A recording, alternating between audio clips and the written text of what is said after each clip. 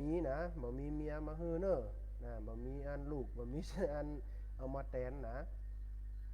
ตอนที่หนึ่งนะก็ถึงอันเอาลูกเอาเมียฮื้อส่วนตอนที่สองนั่นเพิ่นบอกว่าตามคันลองตอนสองว่านั่นเมียมันดนดันฝืนเฟืองเอาใจนางบ่ทิ้งละจูจกไปไหนนึ่งเข้าเป่าไฟเลี้ยงกอยผัวเจ้าพามตั้งหลายนายเมียใจเศร้าจมด่าบ่เจ้าบ่ยั่งด่าผัวตึงวันใจมันแตกม้างเลยบอกกึดสางอันใดหมู่นางกังแก้นจนแนงคำมาใจยามเฮาล่ำไปเมียผู้พามเท่าสักวันเน้อนางสักวันเน้อนาง จักต้องได้เศร้าเฮาจักแกงเอาหือจำเฮามีเมียหลายวุกวนตอกย้ำโจนังจดจำหนีไปวางแผนไว้แล้วเก็บความแก้นใจรอให้นางไปตักน้ำตีหันอามิตรหน้าตาไม่ใจไว้มันก้าวลงไปยังตาน้ำบอกกองเขาหันปากันมาจำไม้อดอันไปในแกงนางสะปะมานยาสาไทยพ่อแม่สันใดยกหือพามเท่าบ่มีปัญญาหาผัวกะจะเอาถึงได้มาเอาจูจกนางกีดกับใจให้ในกุกงกแล้วเตียวปิกบานของนาง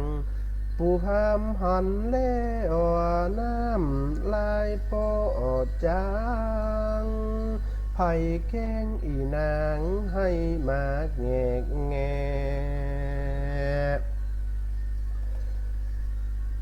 เอาไม่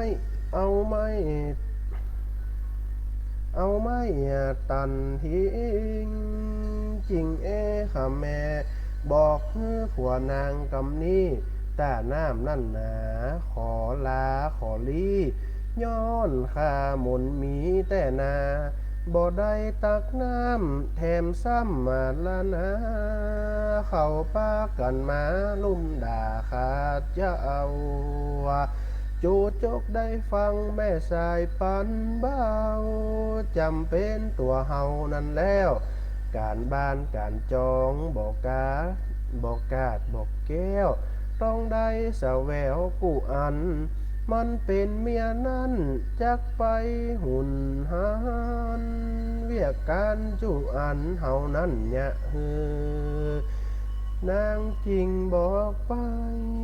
ว่าอย่าด้านดื้อเปิ้นจักเล่าลือแต่เล่าว่าคาใจผัวโบหลัวคำเจ้าเนี่ยกินนึ่งเขาตึงวัน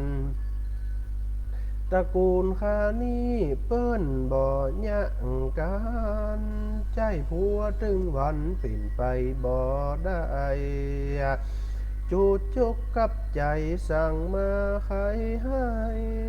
แล้วเฮือยะใดน้องจันท่านต้องไปหาทาสมาเฟืองฟันหับใจข้าหันเนอนาย มันได้ยินแล้วปอจักตากง่ายจะหายิ่งใจไหนมาบ่มีเงินคำเป็นแสนเป็นตื้อเสาะท่าแต้นมืออยากแต่อันเฮาจำเป็นอยากไล่ขอแม่ต้องข้าแม่ลงเหือนใจ ว่าใจว่าข้านี่จะแลสะเหมือนข้าอยู่ห่วมเหือนตั้นคงบ่ได้ตุกใจปู่พามเมียงามแต่บ้ายกลัวเมียหนีไปเจียนลำอมิตรดานั่งบอกหือจำอย่าได้จดจำเตือนา สององค์นอเนื้อพระเวทนั้นนะ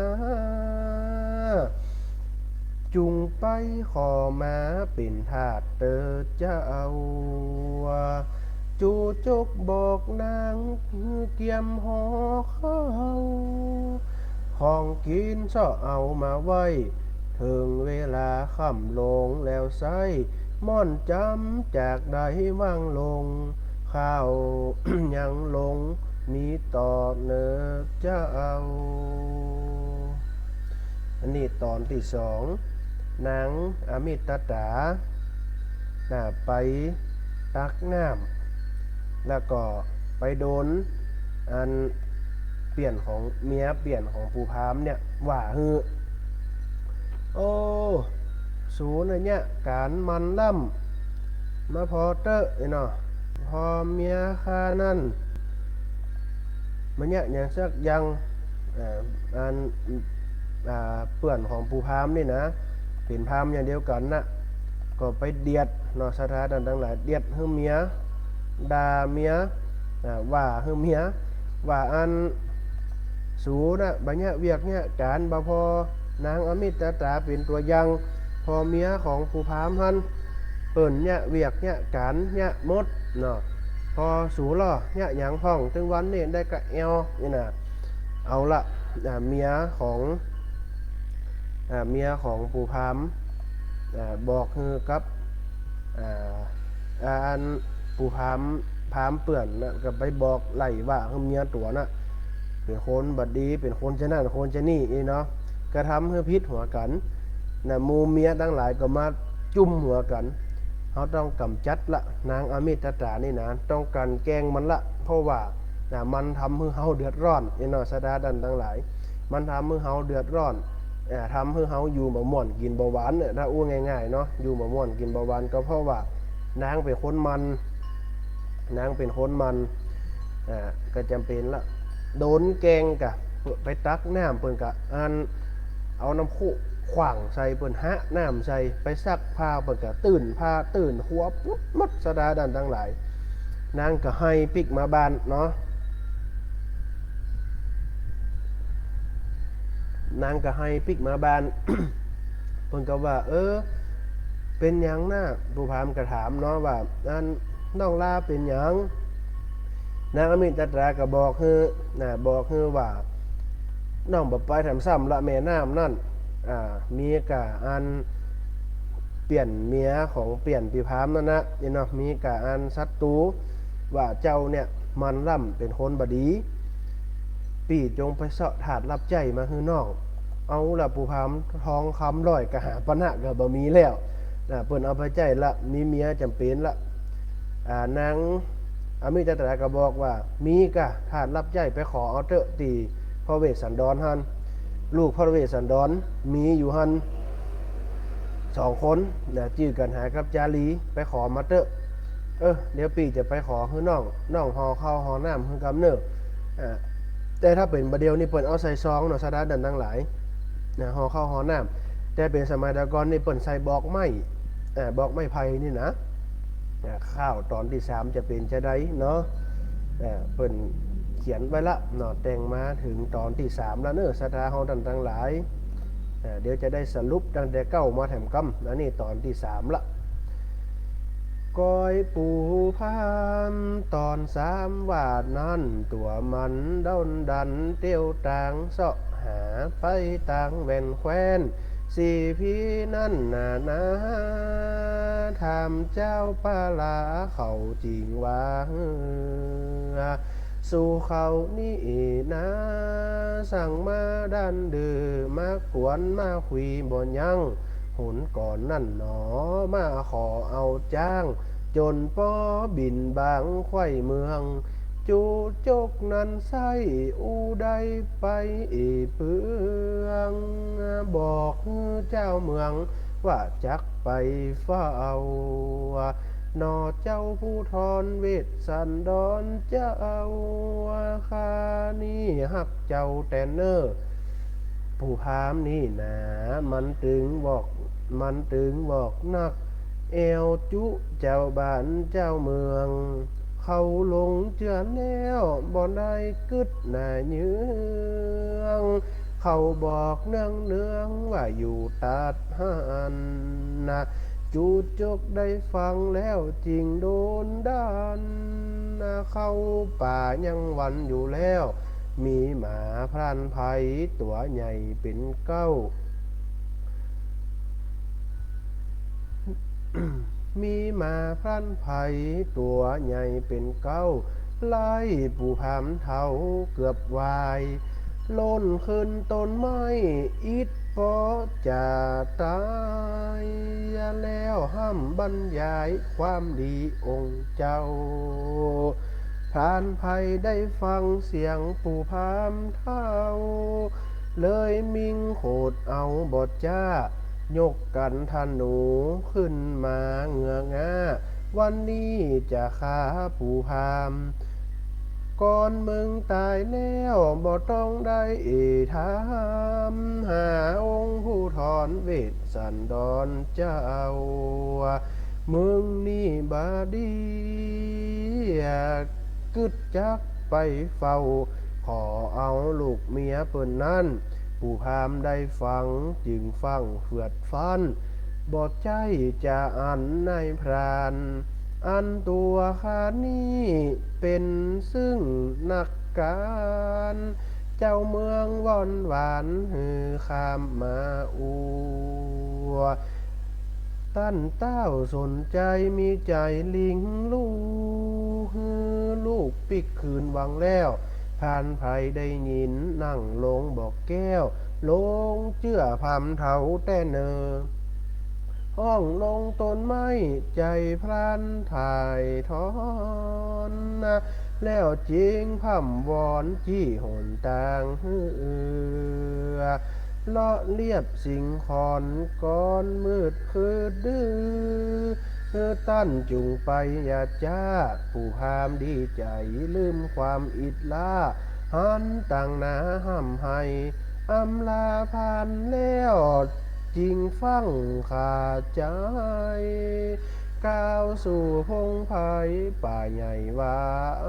นจูจกนอในใจหมายใจโดนด้านเนื้อถึงก่อนแรงแน่แล้วไปถึงศาลาบอกกาดบอกแก้วมีใจผ่องแผ้วยินดีน้อมกาลาวะอัจจุตะราศีแล้วเอ่ยวาลี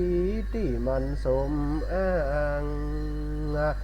ว่าต้านนาราศีอย่าได้บินบางขอบอกหนทางเฮานั้นตัวเฮานี่หนาจักไปเฟื่อนฟันต่อองค์หนอเนาผู้ทอนราศีฟังแล้วสุดจักถ่ายทอนมึงมาวิงวอนหมู่กูมนมีจูจกงาบรรยายว่าเป็นจะอีเจ้ากรุงสีพีตันใจข้าไปเจิญเอาองค์นอไทยปีกเมื่ออยู่บ้านอยู่เมืองแม่เปิ้นนั้นใส่ให้ตาปอเหลืองเอ็นดูเจ้าเมืองเขาล้อนั้นเขานั้นรอท่าราศีได้ฟังนั่งเบาวันว่าแล้วจึงบอกให้ปู่พามแล้วจี้จบตอน3ตามเวลานี้อย่าได้มนมีเนื้อนายข้าวบรรยายแต่เพียงเต้าอีอันนี้ถึงมาถึงตอนที่3ปู่พามก็เดินเลาะและออกจากป่าเข้าไปในเขาวงกฏพดไปหายังปู่พามจื่อว่าเจตบุตรมีหมาอยู่32ตัวก็อันเข้าไปถึงละไปเจอปู่พามเจตบุตรอันว่าบอกให้ปู่พามนั่นนะว่าอันพามเฮยข้ามาอันเสาะหาพระเวสสันดรพระเวสสันดรอยู่ที่ไหนตังใดบอกข้ากำรู้เนาะข้าจะเข้าไป เข้าไปหาไอ้เนาะปูพามเตอสาธุเจริญพรสาธุเจ้าลุงเน้นสถานีได้เป็นเพลงสถานีเป็นเพลงกับไอ้แม่เดียวกำเนอเจ้าครับสาธุอันเดี๋ยวบอกคือเปิ่นเนาะเจ้าครับครับสถานีเป็นเพลงเนาะสถาเดียวรอกำเนอมันเพลงมันศูนย์เพราะว่าเปิ่นต้นรายการเปิ่นตัดรายการไปชั่วโมงหนึ่งเปิ่นเอาเพลงมาร้องเหีย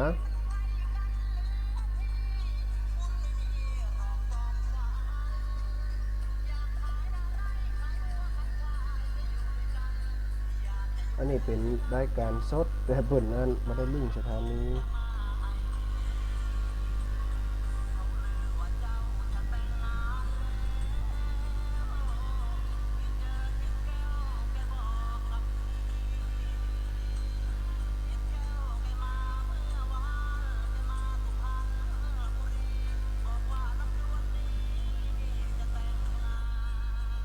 เดี๋ยวเรากำเนิดทาง Facebook ไล่เนาะเพราะว่ามันอัน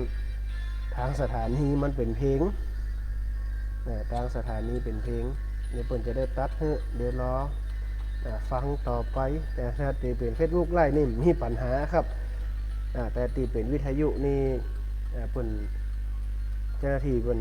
ควบคุมเนาะนั่นนี่ก็ต้องรอสถานีวิทยุออกมาถึงจะได้ถึงข่าวต่อเดี๋ยวมันจะอันตัดหัวกันมันจะฟังบ่ฮู้เรื่อง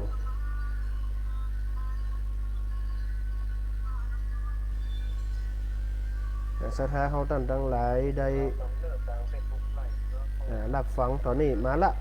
ในรายการนี่มาละเพราะว่าตะกี้เปิดตัดต้นชั่วโมงแต่ลืมกึดไปสถาขอสุมาอาภัยอ่านไปได้เป็นกึ่งละอ่านจบตอนที่3ละมาเล่าแม่แก้ว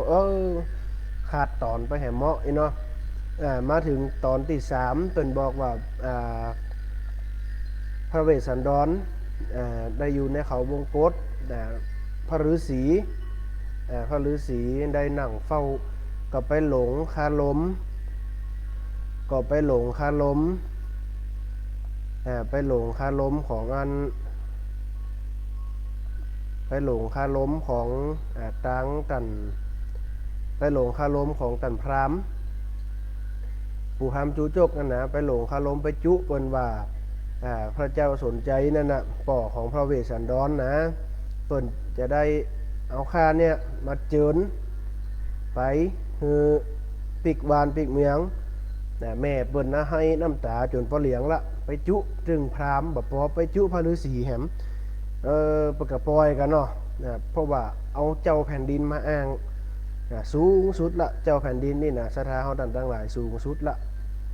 เปิ้นเอาเจ้าแผ่นดินมาอ้างก็เลยจำเป็นปล่อยปุ้นไปเด้อเข้าไปหาพระเวสสันดรนายปุ้นถ้าเปิ้นมาใจสู่มาเจิญแต่เนาะจุจกตอนที่4เปิ้นก็บอกไว้เปิ้นก็บอกไว้ว่าจะนี่เนาะพระฤาษีว่าดีแล้วเนาะวันนี้นั่งมึนเนาะสถาท่านทั้งหลายมันอาจจะบาเต็มร้อยนะวันนี้นั่งมึนปวดแข้งปวดขาเนาะชั่วโมงปลายแล้วนี่จะไปลูกกำเปียกเป็นบอกว่าพระราศี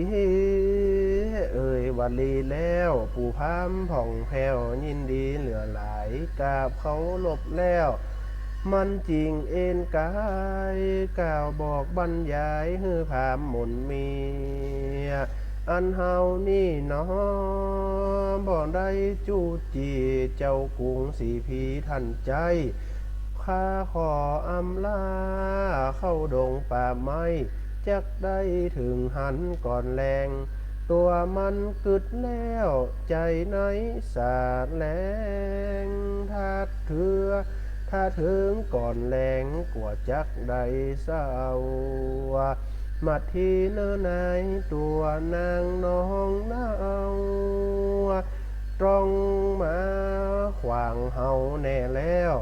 กันหาจาลีหันทีกาดแก้วบ่ได้สาวแววเมื่อเฮือน กลัวเมียเฮานั้นจักแลสาเหมือนหนีปิกเมื่อเหือนของนางวาอันนักเกิดแล้วปู่พามนั่นจริงโดนดันนะก้อยเตี้ยวตั้งไปอย่าจ้าไปถึงศาลามันอิดอ่อนล้าเกิดความหวั่นหวาบ่ไหววันผูกเมื่อเจ้าท่าฮือควายควายรอฮือนางไหนออกไปก่อยเจ้าว่าก่อนถึงเวลากูจะไปเฝ้าขอองค์เอาขอเอาสององค์นอนเนื้อตัวมันดีใจจักใดจะติเจือสององค์นอเจ้าผู้ทอนแล้วเสาะขอนไม้มาหนุนต่างหมอมาหนุนต่างหมอนเอ็นกายลงนอนหิมหนองน้ำหันนะแจ้งดีควายงามปู่พามาให้มันนะไปขอเอาองค์หนอไทยฝ่ายนางมาทีแม่จีดอกไม้พระนางทรงได้สุบินอันที่ว่าพระนางทรงได้สุบินนี่ก็คือพระนางทรงฝันเนอะสถาว่ามีโจรหายไร่ทำขาดศีลไม้พรากชีวินของนางนอนาเอานุ่งเตียวกึ่งขานากลัวแต่เจ้ากำดาบคมไว้วับวับมาถึงแล้วมันจริงได้เขากำดาบคมไว้วับวับมาถึงแล้วมันจริงได้เขาหยับกำนางกำผมนางแล้วจักมาเอาดาบคมนั้นควัดสองแก่นตาแล้วเอาแล้วพาวลาควักหัวใจเจ้าฟันสองพาหารแล้วมันล่นเข้าไปในดงดอนป่าไม้สะดุ้งตื่นพลันจากฝันนั้นไซนางจริงใดล่นมาหาพระองค์นั้นเฮือแก้ปัญหากำฝันนี่นาเป็นสันใดจะเอาพระเวสสันดรจริงว่าน้องน่าเอาเฮาหูกันเฮาอูกันไว้แล้วเวลาค่ำคืนนั้นต้องกาดแก้วห้ามมาหาขาเนื้อนางนางได้ยินแล้วกีดกับใจจางบอกว่าพระองค์บอกใจจาน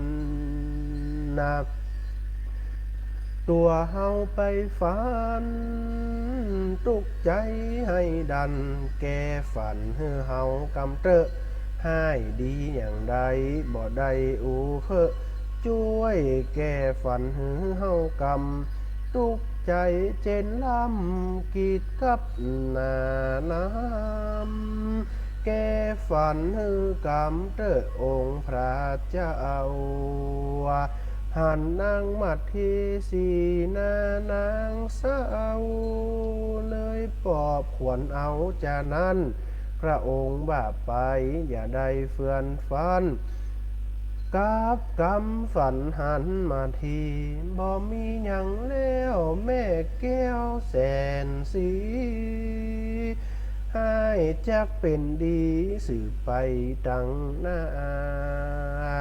ทรงปลอบใจนางฮือหายวันว่า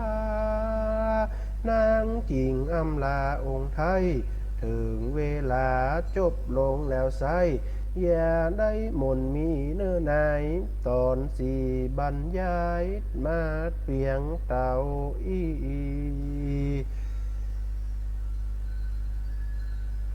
อันนี้พระธรรมข้าวห่ำเนาะตอนที่สี่ข้าวห่ำตอนที่สี่อันตังพระเวสสันดรเนาะได้เข้ามา ถึงละได้เข้ามาถึงกึ่งป่าไม้ก็ได้เข้าไปรับอยู่รับอยู่ได้เข้าไปถึงดงหนาป่าไม้เข้าไปรับอยู่ก็สถานทั้งหลายนางบัดทีนั่นได้นิมิตก็ได้ฝันได้นิมิตได้ฝันไว้ว่าตังมีอันขนตัวดำๆเนี่ยมันกำเหมือนหมีเข้ามาสู่กุฏินะตัวมันดูหยาบๆนะอันเข้ามาสู่กุฏิหนุ่งผ้าย่อมผาด2 ผืนนุ่งภายในอันนี้เหมือนในธรรมนะผืนหนึ่งนุ่งภายในผืนหนึ่งสลับใบไปนอกทัดดอกไม้แดง2 หัวนะพอเล็งดูเนี่ยหยาบนี่นะสดาดันทั้งหลายก็คือพระนางมาทีได้ฝันว่าจะมีคนมาตัดเอา2 แขนมาพาเอาหัวอกมาจกเอาหัวใจมาควักเอาแก่นขาก็คือจะมาขอเนี่ยปู่พามจูโชคเนี่ยจะมาขอแก้วตาดวงใจ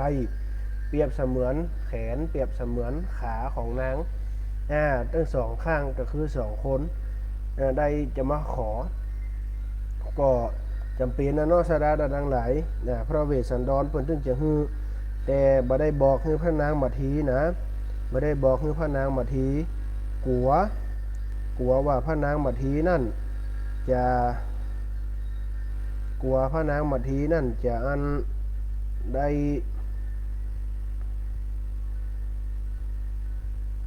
กลัวนางมาทีจะบ่ฮื้อตานบ่ฮื้อลูกก็ใจนางนั่นนะใจนางน่ะอันไปใจนางน่ะไปอย่างเงี้ยในเปิ้นห้องว่าใจนางไปเนาะใจนางไปเข้าป่าไม้เสาะหาสปะหลายสิ่งหลายอย่างผลไม้หลากไม้หมดแล้วเนิ่นนางมาทีเนาะผลไม้หลากไม้หมดละนางจึงเข้าไปในดงหนาป่าไม้เน้อเพราะว่ากลัวมาทีบ่ฮื้อพระเวสสันดรได้ตาน2 พระกุมารนั่นอันนี้ตอนที่5ในยังข้างไว้แหม2 ตอนนี่คือตอนที่5ละพระเวสสันดรได้เข้ามาถึงขออภัยเนาะท่านจูจกได้เข้ามาถึงจะถึงอันตำนักของพระเวสสันดรละยังแหมน้อยเดียวสดาดันทั้งหลายยังหำน้อยเดียวอันนี้มาถึงตอนที่5เพิ่นว่าอัน นางมาทีเนี่ยจะต้องเข้าไปในดงหนาป่าไม้มันจะเป็นจะได้ติดตามเน้อเพิ่นว่านางมาทีสาลีนางมาทีสาลียอดมอนตุกนางดวงคอนในอกในใจบอกให้ลูกน้อยจักไปแอวไก่แม่ห่วงอะไรลูกหักเนอจะเอาแม่ฝันบ่ดี2 4 ปันบ่เอาเจ้าจุงอยู่เฮือนเฮานี้อยู่โต้ยป่อหนาเจ้าอย่าลาลีสุขสนหม่นมีลูกยานางบอกลูกแล้วก้าวสู่พึกษาคุณเขาพานาดงดอยห่อมเซิงพรามเท่าดีใจไล่คนเกิดเกิงสมเปิงใจมันแน่แล้วจิงฟังเข้าหาพระองค์เผิดแพ้วแล้วหาแล้วมันกราบก้มหัวลงทูลว่าข้านี้มีความปราสงค์จะขอเอาองค์หน่อเนื้อตันเจ้าพระเวสสันดรฮือมันเข้าเฝ้าบอกมันว่าเอาจะนี้ตั้นรอก่อนหนาฟังลาหลีกลี่ถ้ามาทีเจ้ามาตาก่อนนางมาแล้วก้อยไปเตอะนะนางได้ลาลูกนางก่อนเจ้าจูจกได้ยินมันกลัวได้เศร้าเลยบอกองค์เราท่านไทยตัวคานี่หนามาเมินแล้วไซจักเป็นจักจำเป็นจักใดเมื่อเหือน กลัวเมียขานั่นจะแลเสมือนนี้เมื่อบ่เตือนหือข้าหูใดม่อนขานี่เนาะจริงขอกลับไว้ต้องได้เอาไปบอกแก้วถึงสองนั่นหนาเหมือนคอถูกแห้วได้ยินป่อแก้วหือตันตุกใจเจนล่ำเหมือนถูกประหารนะเลยปากันการลงสะบัวหันนะพระเวสสันดรเสาะหาซ่อนดันพระเวสสันดรเสาะสอดันดนมั่นหมายหือการจูจกพอในดงไผ่ป่าพอในพงไผ่ป่าหกบ่หารสองเจ้าพุทธาพามเท่ากันแก้นพระองค์นั่นนานาวอกเหียแต่นาแล่งแต่งมาอู้สุดแคว้นแดนกายไผ่นอจักสู่กำวอกพระองค์ใดนั้นตานลูกแล้วหนาแปลงตาเฟื่อนฟันบุยบอกลูกหันหนีไปแล้วแต่งมาซะลูกน้อยก่อยใจเข้าไปตั้งใดบ่หันแล้วเจ้าพระเวสสันดรบอกพามบ่ต่อพามเท่าปล่อยมันด่าเอาจนก้านค่อยบ่ายแล้วหนอใจปอสะท้านดวงใจป่อเจ้าหายไปพระองค์กีดกับลูกเจ้าอยู่ไหนจริงดำเนินไปขอบสะบัวหันห้อยสององค์หน่อเนื้อแม่นมันห้องขึ้นมาพันบทจ้ากันหาจาลีป้อนี่อิดลาใจปอวันว้ามืดมนมาหาปอไทยอย่าได้ซับหน้าสนคืนถึงสองคนอย่าได้โมนซะเอาป้อตานถึงสองฮือปู่พามเท่าขอเจ้าต้นความทะลันโทษช่วยฮือผลตานสมมโนรสแล้วทรงใดลากาจาลีลูกจันคำปันกาจิงสมลากากาไทยตัวเจ้ากันหานอนายแม่สายปันเบาพระองค์ตั้งเอาบ่น้อยเขียนข้าวไปจุ่มใจจืนจ้อยจำยุดบาดถอยอำลาห้ำพันนาแต่เพียงเต้านี่ก็มาดำเนินมาถึงตอนที่5พระนางมัทธีได้บอกคือสองลูกเต้านั่นว่าอย่าได้ออกไปที่ไหนทางใดเนอะอย่าได้ออกไปที่ไหนทางใดเนอะเพราะว่าอยู่กับป่อเจ้าหันฮือฟังกำป่อฮือฟังกำป่อเจ้าแม่เจ้าของตัวนั่นเพราะว่าไอ้หยังเพิ่นบอกว่าฮือฟังกำ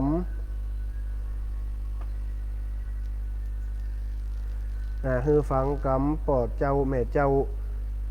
แล้วก่อยจะได้ฮือตานนี่เนาะ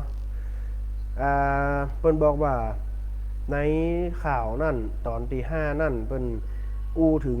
พระนางมัทธีเข้าไปในพฤกษาดงหนาป่าไม้ก้าวเข้าสู่พฤกษาก็คือเข้าป่าไม้หลังจากนั้นเข้าไปในป่าไม้ได้กำเดียวอันปู่พามนั่นก็มาถึงสถานทั้งหลายปู่พามนั่นก็มาถึงเอาแล้วเนี่ยได้ปู่พามมันมาก็ห้องสองลูกเต้ามาเตอะลูกเผยมาห้องมาเสาะหาไหนกับบปะสถานทั้งหลายห้องหาอันปู่พามห้องหาลูกสองตัวลูก2คนเนาะห้องหาลูก2คนห้องไหนก็ได้ตึ้งบ่มาเนี่ยได้จังเนี่ยเนาะลูกเต้าคนใดก็บ่มานะก็จำเป็นราษฎรทั้งหลาย จำเป็นได้อำลาจากห้องจะได้กลับมาสุดท้ายที่สุดรอจะถึงปอบ่ายปอก่ายปอแกนไอ้นอนหาบ้านเฮาเพิ่นว่าไอ้นะรอจนปอก่ายปอแกนก็บ่มาเนี่ยใดบ่จังเนี่ยก็อ้อเสาะหาในแพะในปลานี่มันบ่ปะขอไปพอขอบสะแถมกำเหรอไอ้เนาะขอไปพอขอบสะแถมกำเป็นว่าไปพอสระน้ำแล้วโอ้มินีรู้ไอ้เนาะปะละห้องขึ้นมาว่าจะฮือตานแก่พระเวสสันดรจะฮือตานแก่พระเวสสันดรเพราะฉะนั้นก็มาติดตามกันตอนที่6เนาะแรงลงเต็มที่มาทียอดมอนใจนางลิงเคาะใจนางลิงซ่อนห่วงหักแต้หนาหาบเอาหมากไม้ออกจากพึกษาคุณเขาผ้าหนาดงดอยห่อมเซิงมาเป็นสันได้ใจแสนหวั่นเวิงจะนางเจ้าคือเติงลูกน้อยเลาะไปผ่าเลาะป่าผ่าไปเหือไหลไข่ย้อยนางหาลูกน้อยนักแก่นางหาบหน่อยไม้ใจนางนั้นน่าแฟห่วงหานักแก่แม่สายปันเบาเตียวตังออกมาเกิดเรื่องนาเศร้าเจ้าป่อขวางตางเกิดไว้ตึงราชสีเสือเหลืองนันไซนางจิงใดวิ่งวอนสามสัตว์ละเนื้อเสือลายปาดก่อนนางเจ้าวิ่งวอนว่าเจื่อตันเจ้าข้าขอผ่านไปใจข้าแสนเศร้าเป็นห่วงลูกเฮาเจนล่ำป่านนี้ลูกเฮาตึงเขาและน้ำบ่ได้จิจำแน่นอนก่อนแม่ลานี้เจ้าดวงสมรพระเวสสันดรต้องหำให้เอ็นดูเตอะหนอขอตั้นอย่าได้เกิดตาขวางตางเฮานี้แสงสุริญาจักลาหลับลีแสนเฮาแสนหม่นมีพำวอนฝ่ายเทวดานั้นจริงได้ถ่ายทอนตามกำวิ่งวอนมัดทีเจ้าสวยคนหลีกตางหือนางน้องเนาเตียวตางบดเจ้าบดจ้าฮอดถึงศาลากายาอิดลานางแสนหวั่นว่าเววนพอหาลูกน้อย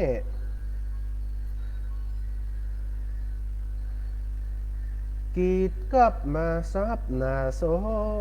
นลูกแม่สองคนไปอยู่ในหันลูกแม่อยู่ไหนพ่อสายน้ำดันแม่เอาเผือกมันมาแล้วห้องให้ฟุมไฟเหมือนตายถูกแห้วสะเอวหับปีข้อนางถามพระเวทย่ำดานซ้ำเมินมา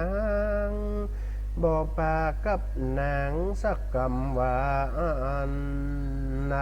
ไปอยู่ตังได้ตุกใจสุดกันเหมือนถูกดาบฟันสะตานซุ่มทุนพุ่มก่อแม่พอจนก้านบ่หันสองเจ้าลูกยา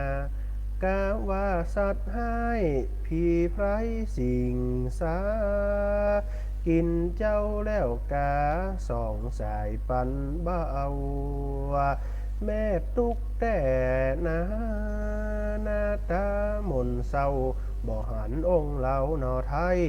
นางเจ้าเสาะหาแก้วตาลูกไส้ห้ำให้บ่วางซ้ำพระวิทนั้นมาเมิดมาเก้งเมินมาด่าว่าเฮอนางเมาจูลิงลัว หรือสีชีพายใจมันจริงสู่เฮาแสนเอ็นดูลูกจันเมาจู้สู่ใจบ่หมายเฟื่อนฟันปล่อยให้ลูกหันหายไปย้อนนางนั้นเล่าได้เอาใจกายบอกก้อยห่วงใยส่องเจ้าลูกน้อยนางสุดชื่นใจต้มใจเศร้าซอยสติลุดลอยขอพับสลบสลายใจนางกีดกับถูกพระเวทเจ้าด่าเอาฟรายพระเวทนั้นสุดจักมองเงาหันห้างเลิงเหลาก้นลงสองหน้าฟังเข้าไปหาแสนสุดหวันว่าอุ้มนางขึ้นมาหวบไว้ถึงเวลาจบตอนแล้วไซม่อนนี่จำได้ว่างลงก่อนแลนายเฮยอันนี้ก็เป็นตอนที่6นางมัดหีออกมาละออกจากป่าไม้มาละออกจากป่าไม้มาละก็ได้มามาหันพระเวทสันดรสถานันทั้งหลายนั่งอยู่คนเดียวก็ซ้อหาเนาะซ้อหาว่าลูกนั่นมีไหนบ่หันลูกก็ซ้อหาลูกซ้ออันไหนก็ได้ตึงบ่ปะปรากฏว่าเปิ้นฮือตานลูกไปแล้วเปิ้นฮือตานเอาลูกตัวน่ะฮือตานไปแล้วเนี่ยใดบัดแจงเนี่ยเปิ้นตานไปแล้วเนาะก็จำเป็นเปิ้นตานไปก็ไปเสาะหาหุ่มไม้หุ่มหญ้าหุ่มตอกไหนก็ตึงบ่มีซะดาเฮาดันทั้งหลายเสาะจนไข่เสาะจนข่อยตึงบ่มีปรากฏว่าเปิ้นเอาลูกนั่นฮือตานไปแล้วพระเวสสันดรก็บอกฮือว่าสูน่ะก็มัวไปเล่นจู้มัวไปเล่นจู้มัวไปเล่นจู้เปิ้นก็ตานน่ะก็ตานลูกไปเหียนั่นนี่เนาะนางก็ได้ฮู้แล้วก็สลบกะกำนั้นสติหลุดโกนลงต่อหน้าต่อตาของพระเวสสันดรพระเวสสันดรเนี่ยได้บัดจังเนี่ยสัตดาเฮาท่านทั้งหลายก็จำเป็นนะกันเนาะจำเป็นละตัวเนี่ยได้บัดจังเนี่ยสลบพระเวสสันดรก็ฮกเข้าไปหานางมันจะเป็นจะได้ก็ติดตามตอนที่7ตอนที่7จบตอนที่7แล้วก็จะฮือศรัทธาโทรมาอันนี้ตอนที่7นี่ยาวหน่อยเนาะตอนที่7นี่ทำน้องลืมหายไปละเนาะเพราะว่าน้ำก็เสี่ยงไปเกิงขวดแล้วนะศรัทธาท่านทั้งหลายเอาน้ำมาควันเสี่ยงไปเป็นเกิงละเนาะมันต้องใจเสียงทางไหนมันทำให้กีดกับทางไหนเหมือนกันเนาะศรัทธาท่านทั้งหลาย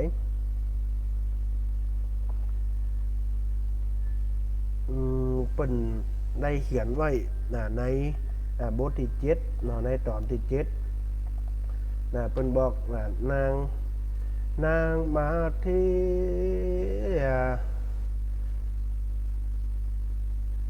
วินสันนิลมอกนางลูลมสลบสลายให้หาลูกน้อยลูกแม่อยู่ไหน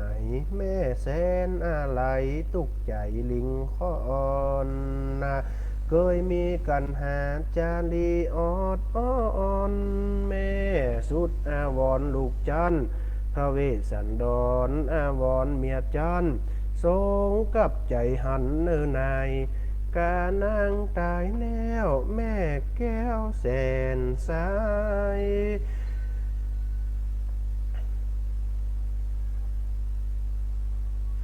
กานางตายแล้วแม่แก้วแสนสายจิตดับวิตวาจิตดับว่ำวายเหี่ยแล้วกาจะเอา จริงห้องขวัญนายแม่สายปันเบามาทีนงเยาวนองไทยหน่อเจ้าผู้ถอนว่อนกำก่อนใกล้นางเจ้าจริงใดฟื้นมาแล้วทรงตัดไว้อย่าได้โศกาลูกเฮานั่นนาตานไปแล้วจะเอาว่าพระนางอินดีบ่มีคุณเศร้ากรมกราบองค์เหล่าตันไทยตัวข้ามัดทียินดีบ่ไล่ที่พระองค์ใดฮือตานสองมือข้านี้ยกขึ้นผ่าสารขอฮือผลตานขององค์พระเจ้าสมดังใจหมายอย่าได้คุณเศร้าสมเป็นองค์เหล่าหนอเนื้อสละเสียงเลยองค์เกยฟันเฟือพระองค์ทรงเอือตั้งธรรมบ่ได้ปิกมวยหน้ามาสายกำเจริญตั้งธรรมองค์พระพุทธเจ้าทรงนิกายกลัวจักใดเศร้าเวียนวายบ่เจ้าบ่ยั่งคนเฮามีกรรมหนุนนำคำค้างพระองค์สอนสร้างกรรมดีเมื่อลาโลกแล้วตายไปเป็นนาพีผลกรรมดีนั่นจักตอบสายบ่ต้องกังวลเข้ามาเวียนวายห่วงแห่งอาบายโลกนี้จาติคนเฮาองค์เหล่ากล่าวจี้ล้างจาดมนมีเววนเกิดเป็นเจ้าจ้างวุ่นว่าง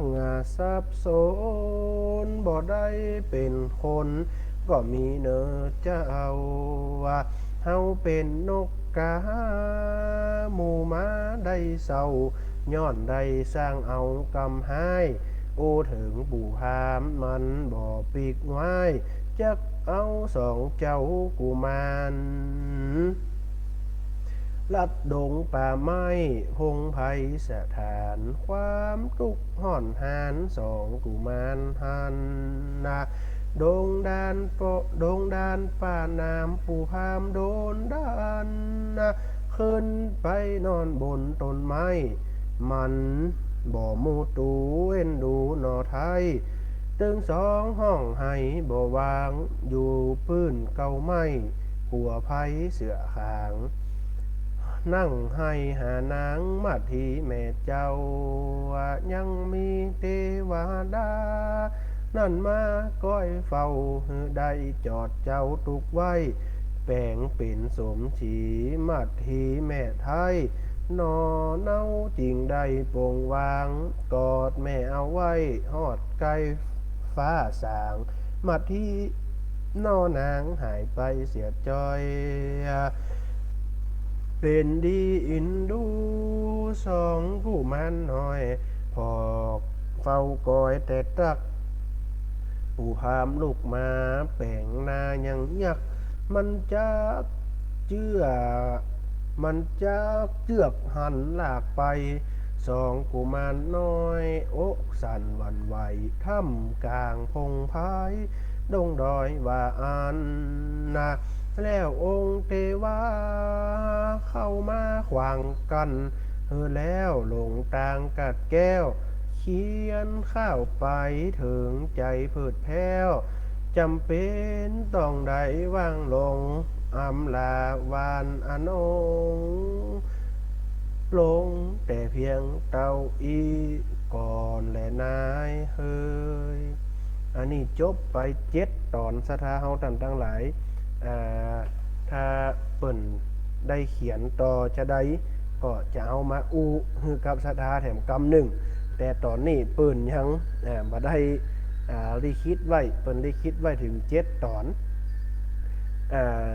ถ้าเล่าตั้งแต่เก้ามานั่นเนาะก็คงจะเป็นชั่วโมงแน่เพราะว่ามันจะบัดตันเพราะว่าเรื่องของพระเวสสันดรตึง13 กันนี่มันยาวสถาเฮาตั้งหลายหลังจากได้ฮือตัน จ้างตานม้าตานทาสบริวารโจรปอโดนไล่ออกจากบ้านจากเมืองมาอยู่เขาวงกฏเรื่องราว13กันนี่ยาวที่สุดนะสดาดันทั้งหลายได้อีปออีเมได้มานั่งฟังในรายการในวันนี้ถือว่าเป็นธรรมะที่ดีถือว่าเป็นสคริปต์ธรรมถือว่าเป็นธรรมะเล็กๆน้อยๆเฮาได้ข้อคิดสะกิดใจจากหัวข้อธรรมคนละเล็กคนละน้อยคน4-5 นาทีอันนี้ก็เป็นข้อธรรมสถาดันทั้งหลายเป็นข้อธรรมคนละเล็กคนละน้อยได้มารับฟัง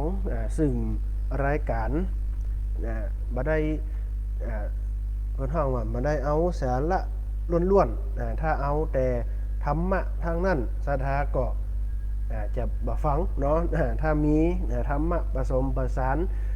กับหัวข้อธรรมกับคำข่าวคำเครือกำตลกเฮฮากันไปเฮาก็เอาทั้งเนื้อและก็เอาทั้งน้ำโดยยังกินก๋วยเตี๋ยวยังกินขนมเส้นสถาดันทั้งหลายบางคนบ่แล้วใจกินขนมเส้นแล้วกินก๋วยเตี๋ยวแล้วใส่น้ำได้ยังบ่พอยังใส่เครื่องปรุงแหมมันก็จะได้อรรถรสในการฟังไปโดยเหมือนกันกินก๋วยเตี๋ยวนั่นละเนาะได้เส้นได้น้ำได้ลูกจิ้นแล้วพอสถาดันทั้งหลายไปปรุงเพิ่มก็เพื่อหยังก็เพื่อให้มันกินล้ำธรรมะนี่ก็เหมือนกันสถาดันทั้งหลายได้ฟังธรรมะแล้วจะเอาแต่หัวข้อธรรมนะว่าณโอกาสบัดนี้อาตมาภาพจักใดแสดงซึ่งพระธรรมเทศนามันก็จะมีคนฟังน้อยลงอันนี้คือน้ำธรรมถ้าเนื้อธรรมเนาะแต่ถ้าเอาน้ำมาผสมประสานกันไปก็จะเป็นบัดนี้จะได้แสดงซึ่งธรรมเทศนาศรัทธาเฮาตั้งหลายก็ได้รับฟังอันนี้คืออูไปด้วยแต่ถ้ามีแต่หลักการก็คือแต่พอแต่ทำเนี่ยเนาะอันนี้ก็จะทำให้ศรัทธาเข้าถึงในข้อธรรมได้ยากแต่ถ้าเฮาก่อยๆอูก่อยๆจ้าก่อยๆเสวนาไปนี่ก็จะเข้าสู่หลักธรรมได้ง่ายก็เหมือนธรรมะนี่ก็ต้องผสมผสานกันไปก็เหมือนกับการกินก๋วยเตี๋ยวที่ลุงเน้นบอกละต้องเอาน้ำเอาเนื้อใส่เครื่องปรุงไปด้วยเพื่อจะได้อรรถรสในการฟังนี่แหละศรัทธาของท่านทั้งหลายการฟังธรรมะการมีบุญการได้สุขก็อยู่ในหัวข้อธรรมนี้ละศรัทธาทั้งหลายเขาได้ข้อคิดสะกิดใจก็ย่อมมาจากธรรมนี่แหละหลายท่านหลายคนได้เข้ามารับฟังรายการตอนนี้ทางไล่สดก็มีอยู่4 คนฟังวันนี้ได้เมตตาได้เกาะบารมีของท่านอาจารย์ท่านได้เกาะบารมีธรรมของท่านพระอาจารย์พระครูอภิวัฒนวิกรมเจ้าอารามธิบดีสมปานเจ้าวัดปากตางเจริญเชียงใหม่เนาะก็เป็นผู้อำนวยการเป็นเจ้าของสถานีวิทยุคลื่นสีขาวเนาะเพื่อชาวประชานี่ท่านอาจารย์ก็ได้เอาอันคลื่นสีขาวมาออกมามาจ๋าเนาะในบางวันก็ลิงก์ไปทางเชียงใหม่ปุ่นแต่บ่ฮู้ว่าวันนี้จะลิงก์ไปก่อนเนาะถ้าศรัทธาพี่น้องเชียงใหม่ที่ฟังทางวิทยุถ้าได้ฟังเสียงนี้เนาะก็โทรมามาจ๋ากันได้เนาะเหลือเวลาแถมประมาณ10 กว่านาทีเนาะจะได้เปิดโอกาสให้ศรัทธาได้โทรเข้ามาเบอร์โทรศัพท์กับเบอร์ที่เก่าแต่ถ้าคนที่ฟังใหม่อยากจะโทรมาก็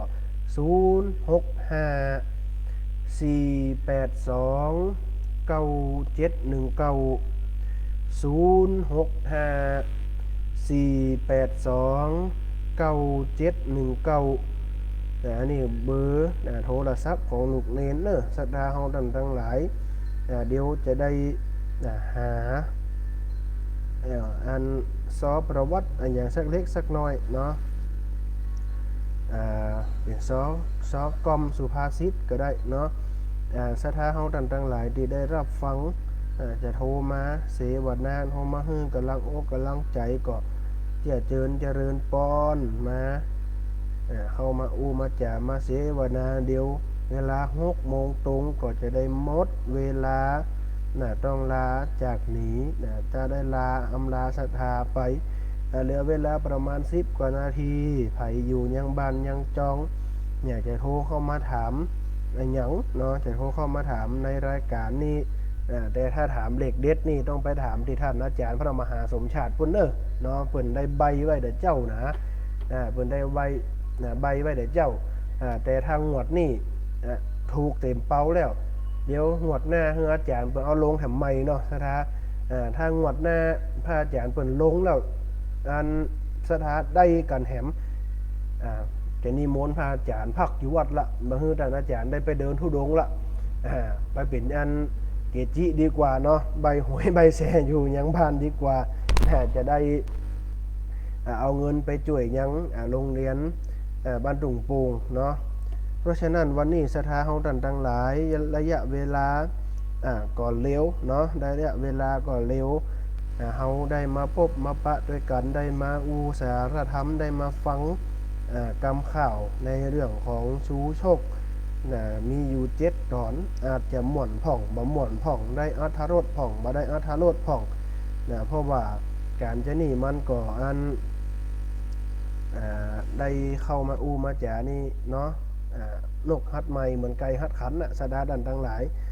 บ่ม่วนบางงั้นจะได้กะเดียวจะได้ไปฝึกกับครูบาอาจารย์ก็คือทางเสน่ห์กาหลงเดี๋ยวจะต้องหาเวลาว่างไปเพราะว่าหนทางไก่ยาวข้าวทางกับไก่มันเหมือนจะใกล้ๆเนาะแจ่หมเดี๋ยวจะต้องได้เข้าไปฝึกกับอาจารย์ตันอันนี้เป็นครูบาอาจารย์เลยก็ว่าได้เนาะประพันธ์บทจ้อยประพันธ์บทซ้อนี่โอ้สดาดันทั้งหลายหนักหนาป้าป้านท่านได้ประพันธ์บทซ้อนี่ป้อมมีไผอันนี้ละเนาะนักคณะสดาดันทั้งหลายท่านอาจารย์ได้ประพันธ์บทซ้อนั่นนะบลาวิทยุตัดไปเจ้าก้ามามีสักเสียงสักหลายโทรเข้ามาสดาดันทั้งหลาย